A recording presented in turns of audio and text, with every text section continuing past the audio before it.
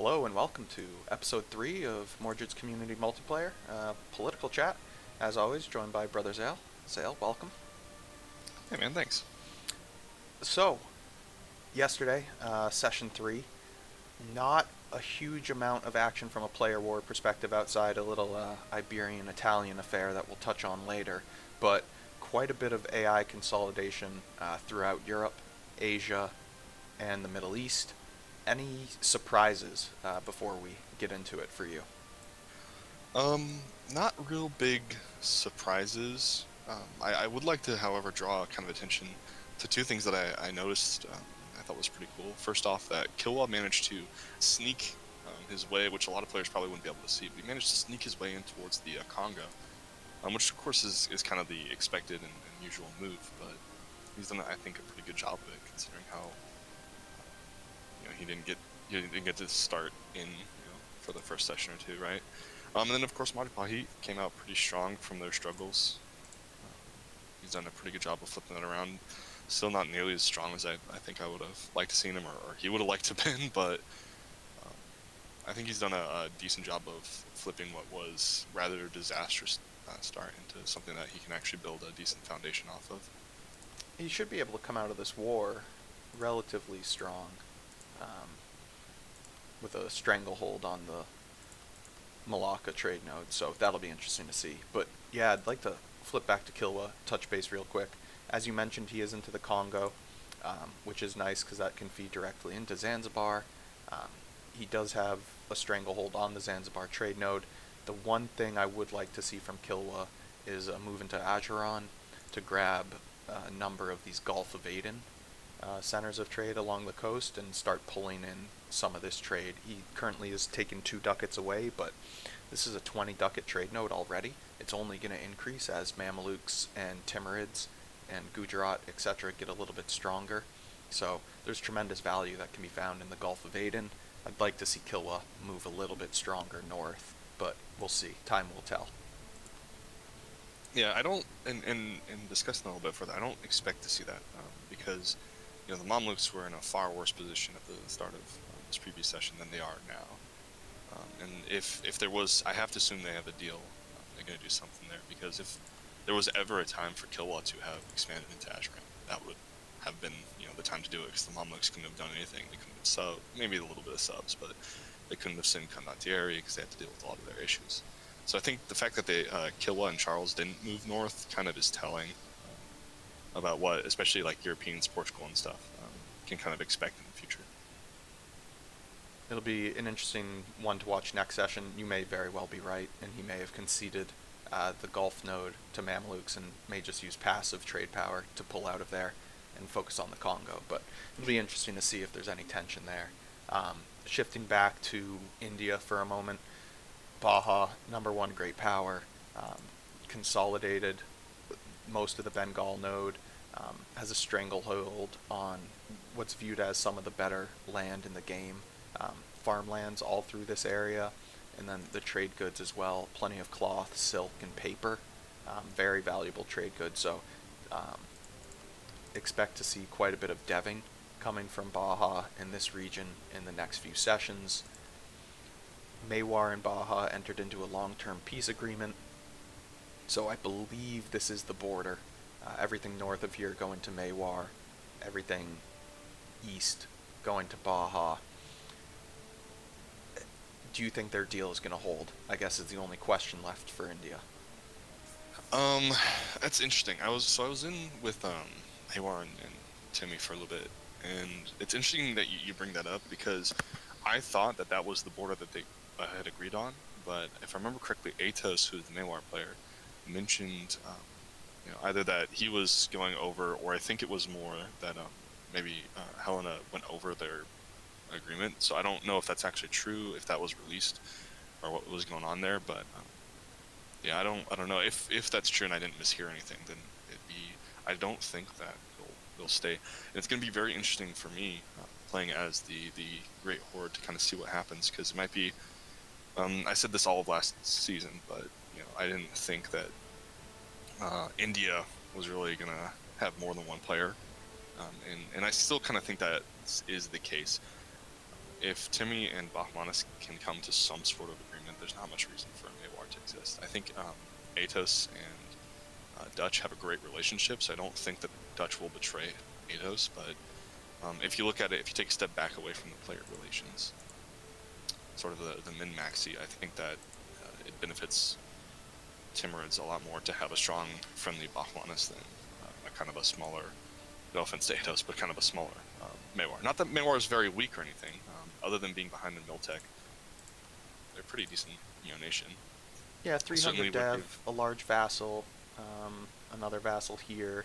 Definitely nothing to sneeze at. 400 on the great power score, so that puts them About similar middle to of the me, I pack. think. Yeah, middle of the pack. Right in Similar there, to 10, 11. Milan, Portugal, Great Horde, right in that range right now. Yeah, so it's gonna be pretty interesting, especially when you start looking at Kilwa and the Mamluks, myself, right? These sort of players that kind of they have a lot to gain either way. Mamluks, of course, could maybe like Kilwa could invade southern India and help out Maywar and the Timurids that way and secure more trade and power for themselves. Maybe come to a deal, or the flip side where Bahmanis could convince either the Mamluks or myself, the Great Horde, or both, or perhaps even someone as far away as Hungary, or something like that to kind of help, and invade Persia and get the money that way. The Mamluks, of course, is going to need to get some more trade power somewhere, and it's either going to have to be India or Persia or both in order to really maintain a lasting eco that'll get them through the mid to late game. Yeah, it's going to be interesting. And shifting a little bit further to the Far East, Manchu formed, Japan formed previous session. Manchu is currently played by Sierra. Next session it'll be Rarely as the new permanent. Rarely, as you know, very strong, very aggressive player. Manchu had a great session, quite a bit of expansion, and Ming is well into their current disaster. Number of separatists on their way. How big do you think Japan and Manchu will be exiting next session? Yeah, man. Sierra had a really great kind of turnaround session that's going to leave Rarely in a good position to really exploit. I would expect Ming to be basically split in half between Munch coming session, which, of course, Timurids. I was told by Timurids that he was going towards Anatolia, but it seems like he's more going shifting focus. He has Yarkand now as a vassal. He's going back towards China, which is going to be interesting. I'll have to talk with him, kind of get a feel of what's going on there. But it's definitely going to make a lot of pressure on myself and potentially the Timurids, potentially Bahmanis, and potentially Majapahit, as we're all looking to kind of dip our fingers in that Chinese pie, right? And especially with Rayleigh coming in, very aggressive player, as you mentioned, I could see him potentially foregoing a lot of the Ming early on, just so he can expand into the Oirat and sort of block me and potentially Timurids. I'm saying potentially a lot, sorry guys, but block us from expanding, and then kind of once he has Ming isolated and us unable to attack him without bringing in Japan and doing a big player war, go sort of that way. That'd be, I think, the play he goes with, and it's going to be very difficult for those of us that have been planning on expanding that way to do so. Yeah, you mentioned the Timurids expansion, and it's actually interesting. They do have dominance over the Persia and Basra trade nodes right now, but one interesting thing that came out of this previous session, Mamluks moved pretty aggressively into the remainder of Syria, essentially cutting off Timurids' expansion into the Anatolia area. Is there tension here? What's the relationship between Mamluks and Timurids? I think it is one of the more unknown quantities Yeah, as we I go don't. into session 4. That's a great question. I can't really honestly say that there is tension, because similar with Kilwa, if there was tension, if there was Timurids had been planning on going hard, an early session would have been the perfect time for him to have attacked the Mamluks. Using, maybe, I don't know if Hassa has any claims, but doing that or something. And so the fact that Plenty of didn't claims. happen, yeah, exactly. So the fact that didn't happen would lead you to believe that there's no tension. But then, Timurids took the island. One second, I kind of cough. Timurids took the island of Hormuz, right? Which I was told was promised to the Mamluks. I could have been misinformed. Um, but if that's true, then Fizz probably wouldn't be too happy about that. And then, of course, if if Timurids was planning to move into Anatolia, Fizz taking over all of that Aleppo node would also be kind of a tension. So it could be where one of them broke the deal and the other one said, okay, well, fine, you took that, well, I'm going to take this, and now we're even, right? And there's going to be no tension. Or it could be that supposedly there's no tension, but during session maybe things ramped up or something. It's going to be very interesting to see what happens next session. I'd imagine they're going to come to blows or come to a big deal. It's going to be kind of, especially for the Mamluks who have a lot of enemies surrounding them, potential enemies rather, surrounding them. It's going to be kind of interesting because they'll have to commit some way, somewhere. And if Spain got kicked out of Italy, you might see them, kind of going with Timurids to, not get invaded by hopefully Spain. Of course, Spain might be going more colonial, more sub-Saharan Africa. It's hard to say. Yeah, and Mamluks bounced back quite strong. I think they still took quite a beating. As you can see, Prosperity's just now returning to some portions of their land. They're attempting another religious conversion, which may slow them down as well, but overall they were able to consolidate quite a chunk out of the Ottomans. I know you yourself fought the Ottomans at one point, Timurids did, Hungary and Mamelukes did, so the Ottomans essentially dead at this point, but it'll be interesting to see what Mamelukes are able to do once they've consolidated Anatolia. Yeah, it's funny you mentioned that. I actually fought the Ottomans 3 times. The first time was mostly just to keep them down while they were going through the bankruptcy, and so they wouldn't recover. That was mostly to help Hungary and the Mamluks make a second invasion effective. Timurids, of course, I got Timurids to do a humiliate war so he could get a bunch of money and prestige, that sort of thing. And make it easier for me to siege down those mountain forts, because it was a little, being a nomad, a horde, it's rather hard for me to siege down forts, especially against someone with the Ottoman quality. So I think there's a great great exploitative opportunity for the Mamluks, and he seized on it. Was able to get a lot of money to kind of kickstart his eco after taking that devastation. Was able to take some pretty good land. I am kind of shocked that he doesn't have Constantinople. I was under the impression he would get that to form room, I'd suppose, at this point. But it could be that he might be deciding to go Orthodox, or it could be that Hungary is once again doing a little underhanded dealings and trying to block him off there. It's hard for me to say. And then we touched on this before recording, but relatively quiet session for yourself. You've grown a little bit, starting to creep your tendrils towards the east. A quiet-ish session from Poland, took a bit off of Lithuania, but nothing major. Extremely quiet session out of Brandenburg. I believe they did not add a single province. Hungary, quite a bit of growth. Bavaria, a lot of growth. Brunswick, quite a bit of growth. Anything we missed from an Eastern European perspective? Well, I do like to point out how strong, before we sacked him a couple times, the Livonian Order managed to kind of get across there. It's pretty nice. And then Novgorod is my subject. I didn't plan on taking that much of Novgorod, but I ended up so doing there was that. some growth there. Yeah, and so that's where most of my growth, I think, came from. I don't know how much I'm going to pursue those cores, but we'll see. I think it's interesting that England, now Ireland, went as aggressively as they did into Denmark. That was a pretty large coalition that they dealt with. Thankfully, Poland didn't let them let access through to the AI, so my land didn't get sieged down, because I was a defender of the faith, so I joined. And nothing really came from it. We got a white peace. But it is kind of interesting to me that he went that way rather than trying to secure more of just the trade ports there and then potentially going in for Muscovy, which kind of leaves me to hope and believe that maybe they don't have as many ambitions in the Russia area as they thought, and that there could be some sort of trade deal, because we don't have a trade deal right now. I was asking Panda all week, but of course his I was dumb and he didn't have internet, so what you gonna do?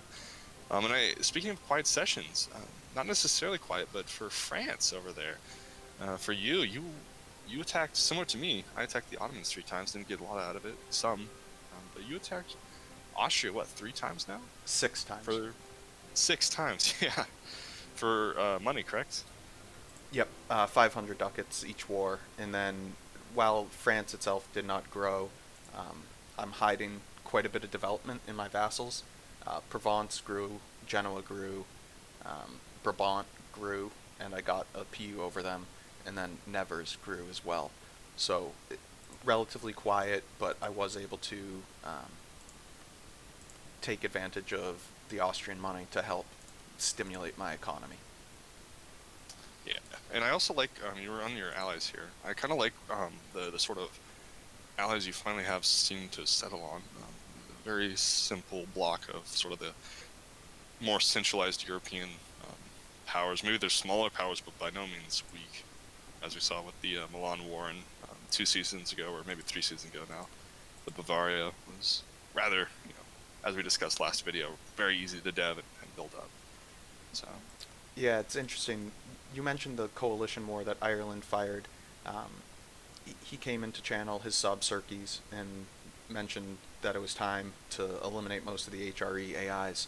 So he took the brunt of the war by getting the coalition fired on him, but Brunswick and myself took advantage of that and fought constant wars while the miners were all in the coalition against England, and were able to expand without having to face our own coalitions. So as you can see, AE is large for us, but because there's so few miners now, everyone is under Brunswick, Bavaria, Milan, or France for the most part. There's still a few miners, but not a ton. It's pretty much game for the AI in this area. Yeah, I believe that. I suspect we'll see the Hungary PUs over Bohemia and Austria next time. He already has Bohemia. Okay, cool. Yeah, I thought they declared war. I was a little busy at that point, but in that case, Austria. He's probably just waiting on Austria to lose a couple provinces. Correct. He needs Bavaria to take 1 or 2 provinces in this war, and then he'll be able to fire his PU mission. Yeah. So I think we'll see what I just sort of discussed last time, is that where he has a deal where one of the people gets the gold mine in Tyrol. Just from what you said there, it seems like maybe that deal is made with Bavaria, where Bavaria can take that gold mine. Okay, Bavaria gets 1 gold mine, Hungary gets the other gold mine. Fair is fair, sort of thing. And then of course I imagine we'll see either Brandenburg or Ireland going in for Pomerania. Brandenburg doesn't have a lot of expansion, so we'll see that. Of course, he should be getting the Prussia states from Poland, just so he can form Prussia. But we'll see if that actually goes down or not. I don't see any reason why Kurd wouldn't want to do that. And so we'll discuss that. We'll discuss that more when you ask me about the conflicts. But I like how Europe is shaken out so far, considering how relatively few players we had compared to our normal MPs on the server. It's done a pretty good job of consolidating relatively quickly in 3 sessions. So. And there was one significant player war this session. Milan came back. Jamie back against the wall, threw everything he had at Spain, fought a lengthy war, ended in a Milanese bankruptcy, but a victory for the single province of Firenze, or Florence, and then was able to leverage his diplomatic relations with Hungary and Poland into a long-term peace deal in Italy, where Spain will continue to hold Naples. I believe these are essentially the Italian borders. It's split right across here. Everything north of this line will go to Jamie, and the south will remain Spanish. Any thoughts on that outcome? I'm not too surprised. I am surprised that you or Hungary didn't, get fully involved in that war. Especially you, that could have been a good opportunity to take some territory. So it's sort of for me on the outside, it seems like a similar situation with what we have between Mamluks and the Timurids and Mamluks and Kilwa. where you're kind of maybe working together, but there's also a lot of evidence to say maybe not by looking at your allies and some of the diplo you've done so far. So it's kind of interesting that you didn't take that opportunity. And I think for Spain, I probably would have been sweating the whole time, like, okay, when's Torsion gonna attack? When's Torsion? And now he has to figure out where else can he expand to. Mamluks had a great session. They recovered. They're allied to Hungary. If I was Spain, with Ireland on your side, you probably win that war. But I would be hesitant to do that because that would just open yourself up to Gabs up to more attacks from either you or Milan. Um, and also, there's plenty of other places he can consolidate still, so maybe he doesn't feel the need to go into. Especially, yeah, as you're pointing out, he's getting down he's moving into Timbuktu as we speak. I love this area. Yeah, I think that's the a smart Timbuktu move. node, it can feed straight into Safi, so he doesn't have to worry about control of the Ivory Coast. Katsina can feed into Timbuktu. There's 3 gold mines. Oh, there's only 2? I thought there was a 3rd gold mine down here. I believe there was, but it got changed in the Emperor patch. Okay. I think the spices there used to be a gold mine. I could be wrong. Right in the center. Yeah.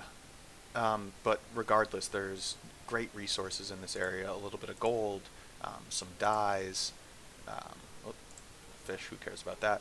There's also a bit of ivory.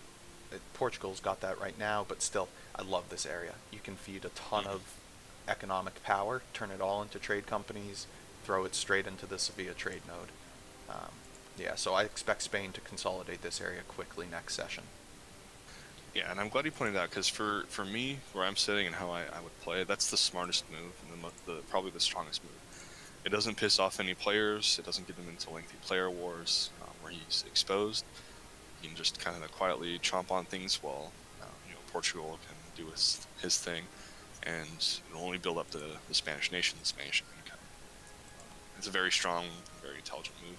It also kind of forces someone like Kilwa down the line to have to choose. Okay, I'm going to be in a player war. Which player war do I want to go into in order to expand? Because before, maybe Kilwa could have snuck into that sort of sub-Saharan African area, but now he has less of a chance of doing that. And Portugal did move their capital. They are a New World nation now. One thing I will say for Portugal, now that you are a New World nation, you need to complete this mission as quickly as possible. So getting this increases your chance of gold in the Brazilian colonial region. Because you have moved your capital and you don't have to worry about treasure fleets, it's really impactful for you if you can generate a decent amount of gold here in Brazil. That's one thing I just wanted to mention for our Portuguese player. But otherwise, Portugal now spans 3 continents. They have their Iberian holdings. They have a decent holding here in West Africa and a decent holding here in South America. It's going to be interesting to see. He's actually gone quantity ideas, which surprises me. I would have expected naval, maybe, or trade or economic, but we'll see where he goes from here. Plenty of room left to run for Portugal. I think quantity doesn't surprise me too much. I think for Portugal, that's as much an economic choice as it is a military choice. I think given the situation in Europe, especially with the war against Milan, it might be like people are like, well, hey, Portugal, look, you're sharing this. Gabs might have said, you're sharing this, this peninsula with me, and I need some help here. We're supposed to be friends, right? So, Portugal might have felt he might be afraid that they're going to attack France or France is going to attack them. They need a little extra military oomph. So Portugal maybe thought to himself, like, hey, I need a little bit of military, but it still works for my eco because I'm going to be the eco guy for this block here. And so quantity kind of fills that role where you get the mass of troops, throw down on sieges and that sort of stuff, while the Spanish and the Irish quality takes the fights. And then it also lets you get that 20% goods produced, if I remember correctly, with trade ideas, which I suspect will be his next idea choice. And now let's take a step and look into the future. I don't think it'll come to a surprise to anyone watching this video. There's a tremendous amount of tension in Europe, primarily between myself in France and the Eastern Bloc, Hungary, Poland type area. there was a war expected. It did not happen due to a multitude of reasons, but essentially now Brunswick and Bavaria have been put in this awkward situation where, for all intents and purposes, there's a line um, down the middle of Europe separating France from Hungary and Poland. Milan is a little bit involved, currently allied to both parties, but do you expect something to give here in session 4, or do you think there's still a little bit of time before World War One erupts? Um, I would be surprised if Brunswick doesn't declare war on Brandenburg day one.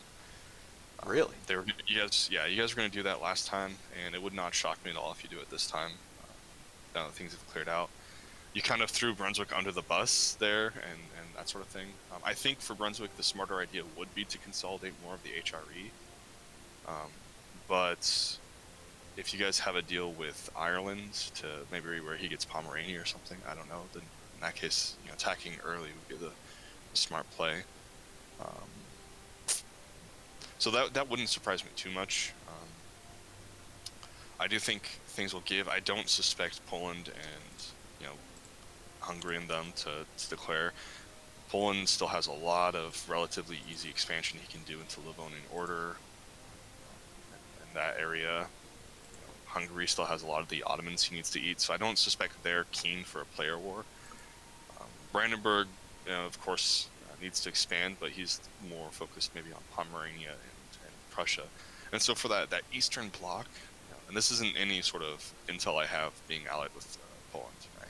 But just from kind of a neutral ground, I think the Eastern Bloc has more incentive to not go into a player war. Not saying that they would lose or anything, but I just think for them, they have more incentive to focus on the AI at least for one more session.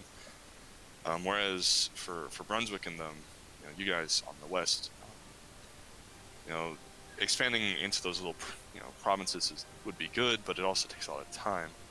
And I think right now, just how tangled and messy sort of the Hungarian PU and that situation is, that might be a good time to sort of exploit a situation for Brunswick to attack.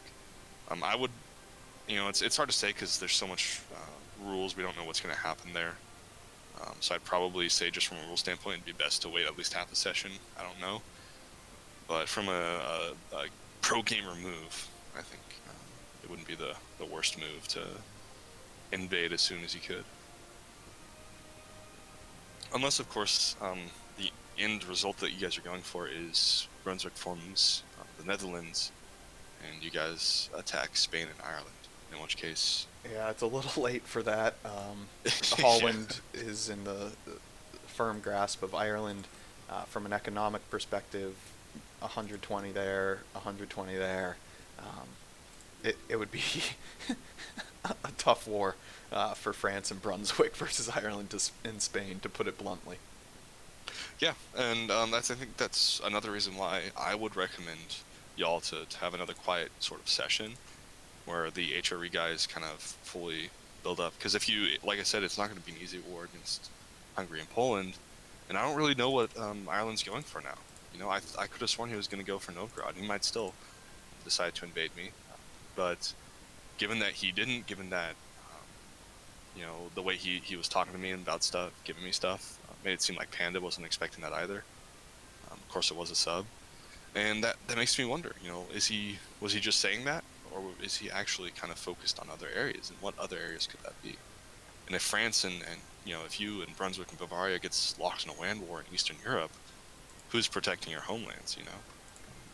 It's going to be a very interesting session. It's either going to be another Cold War, or I think World War I will break out. I put it about a 50-50 right now, to answer your question. And any final thoughts to leave us with? What are you most excited about for session 4? I'm excited to see what happens with the Mamluks. I'm excited to see what happens with Majapahit, and I wouldn't say I'm excited for it, but what Portugal is able to do with their expansion, I think will put a major factor on the rest of the game. So if they have a really good booming session and they get a lot of gold provinces, they pop those missions you recommend. They get a lot of gold provinces, right? That could make a world of difference for Spain. You know, Spain might be able to get a bunch of money from Portugal and field 200 divisions over or something like that. I don't know, but definitely Mamluks. Their neighbors Timurs and Kilwa. That whole situation is just going to be very interesting to see. Um, and then Majapahit, same thing as before, man. He had a great session, but he's in terms of that area of Asia, he's definitely kind of the weakest so far, mostly because of AI and I think one or two misclicks, but we've all been there. But it's going to be, considering how strong the session is, considering he'll have that grip, right? He's taking the islands as well, so it's going to be harder for Europeans to get there if the Europeans even come, which I'm not sure they are. And he'll have to kind of decide, I think. Either he stays neutral and makes deals with sort of everyone. We saw it with Bahmanis. Or what I think is more likely is he'll side with Japan and Manchu, in which case, how involved is he going to get with Ming? Or is he going to kind of sit that out so he can expand further into Siam before India gets over there? It'll be an interesting one to see. Look forward to it and appreciate the time. Yeah, thanks as well.